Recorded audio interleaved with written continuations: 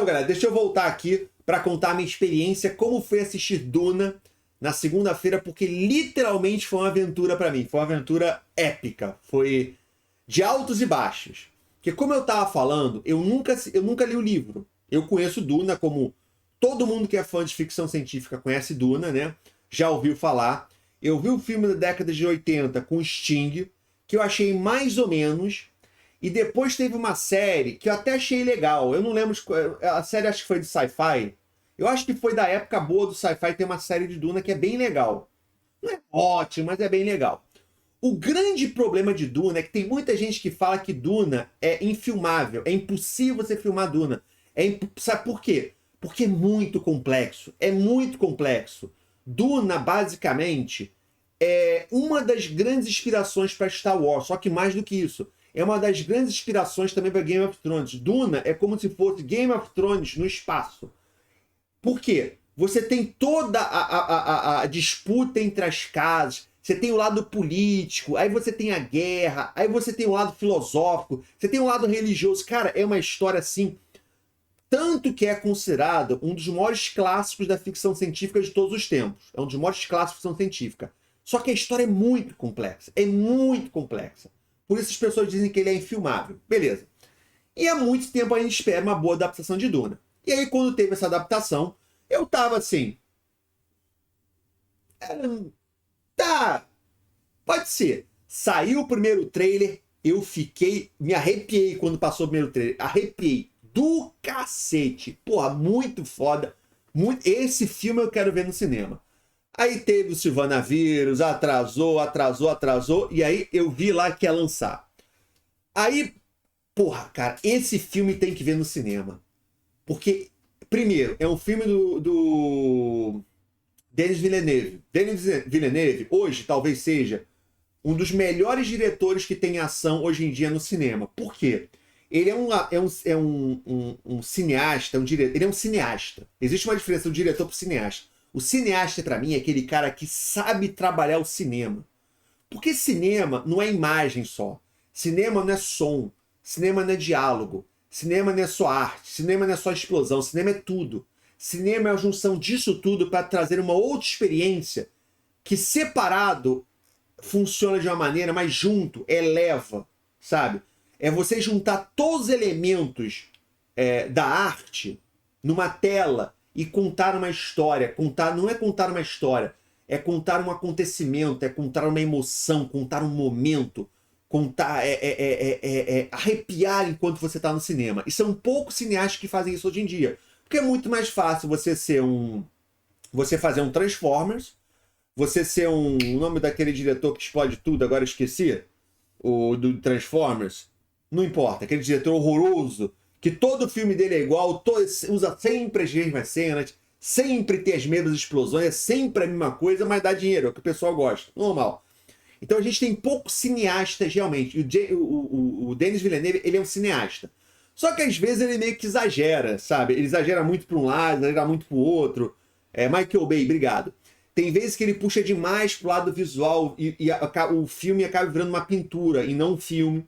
Tem vezes que ele puxa muito pro lado filosófico e acaba virando um livro e não um filme. Então, eu tava meio receoso. E eu decidi assistir ontem, né?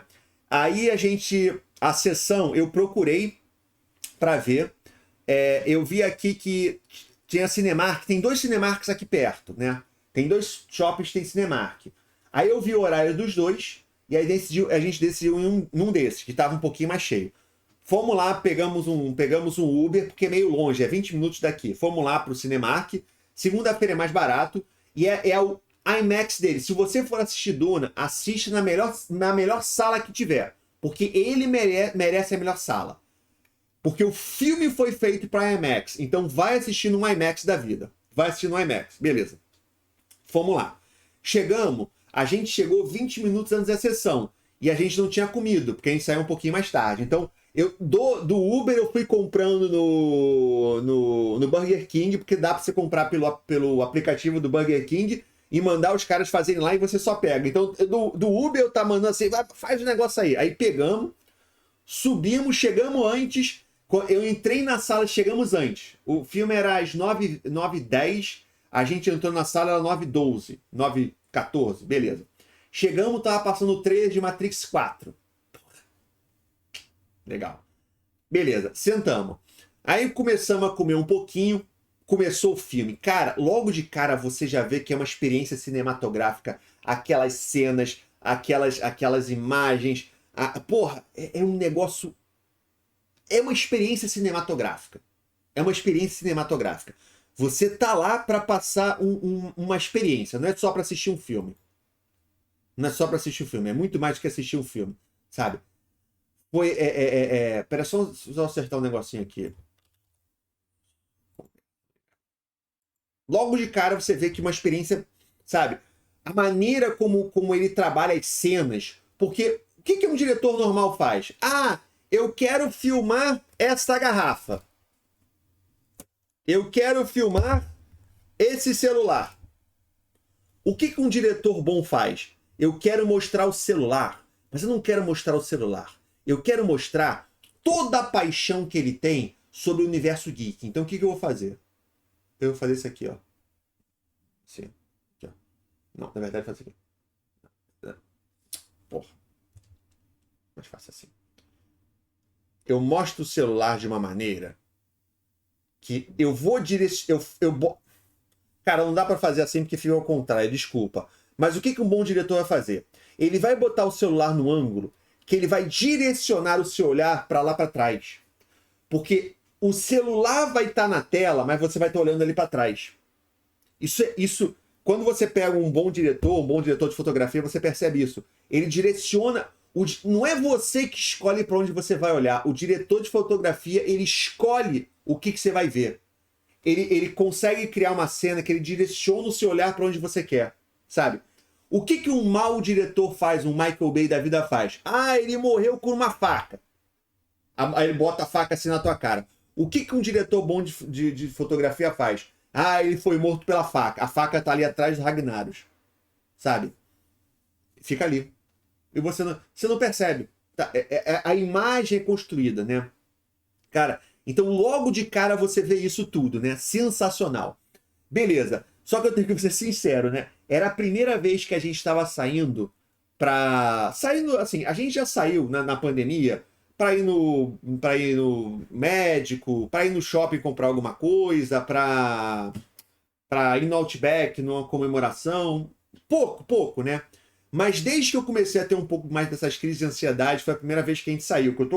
Essa minha crise maior de ansiedade começou há um mês, eu acho. Mais ou menos um mês, né? Foi a primeira vez que a gente saiu. Eu tava me cagando de ter uma crise de ansiedade no meio do cinema, né? E aí, a gente começou a assistir o filme, eu comecei eu tava sentindo o filme, mas aí eu comecei a sentir a minha crise de ansiedade ali com 1 hora de filme eu comecei a sentir, né? Fui no banheiro para tentar dar uma relaxada, voltei, sentei lá. Continuava a minha crise de ansiedade, tomei um remédio, né? Mas aí a gente até chegou a sair da sala, não, é melhor ir para casa, porque eu tô meio que nervoso. Aí antes de sair do cinema eu parei assim, não, cara, eu vou tentar ficar mais um pouquinho. Sentamos lá embaixo, nas primeiras fileiras, e continuo a assistir o filme, e aí fui relaxando. E finalmente passou e eu consegui ficar até o final do filme, né? Não tive 100% da experiência que eu gostaria de ter, mas pelo menos eu me senti muito bem de pelo menos ter conseguido ficar no cinema até o final, né?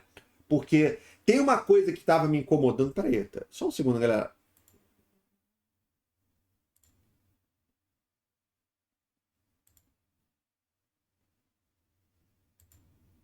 Tá? Tinha uma coisa que estava me incomodando durante... Né, tava me incomodando na ansiedade em si. Porque o filme, ele tem uns sons. Quando você for assistir, você vai ver isso. Porra, e você tá meio ansioso e de repente. Caralho!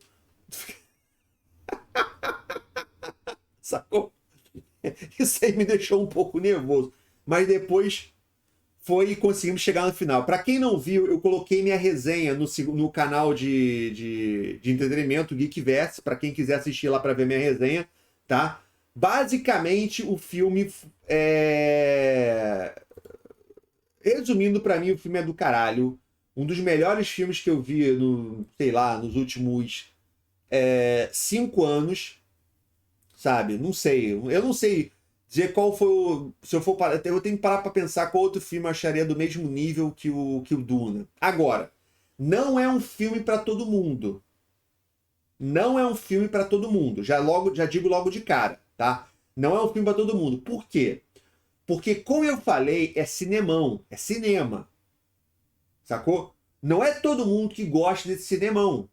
E não existe, e eu não sou um desses críticos babacas. Ah, não. Se não fosse novela vague, se não for renascentismo italiano, se não for o filme europeu, é ruim. Porque James Cameron só faz porcaria. Isso é babaquice. As coisas de idiota, sabe? Pô. O cara acha que sabe mais que todo mundo porque leu livro sobre cinema. Beleza? Isso é uma puta de uma babaquice, mas beleza. Agora, então, eu não sou desses caras que acham que existe um filme que é melhor que o outro. Tem filmes que são mais complexos, que são mais trabalhados, mas se você não é da área, você não precisa se aprofundar nesse tipo de coisa. Beleza. Mas então, por isso mesmo, não é um filme para todo mundo. Porque é um filme que ele é lento. Por que ele é lento? Porque ele gasta tempo para explicar a história, explicar os personagens. Não vai aparecer um personagem que vai morrer na cena seguinte. Não é assim. Se o personagem vai morrer, ele vai aparecer umas 5 cenas para quando ele morrer você sentir. Então ele leva o tempo, ele prepara o espectador, ele ambienta o espectador, então ele é lento. Segundo, ele não é mastigadinho. Como assim? Filme da Marvel. Cara, filme da Marvel, com 10 minutos você sabe quem vai viver, quem vai morrer, o que vai acontecer. Porque é tudo mastigadinho.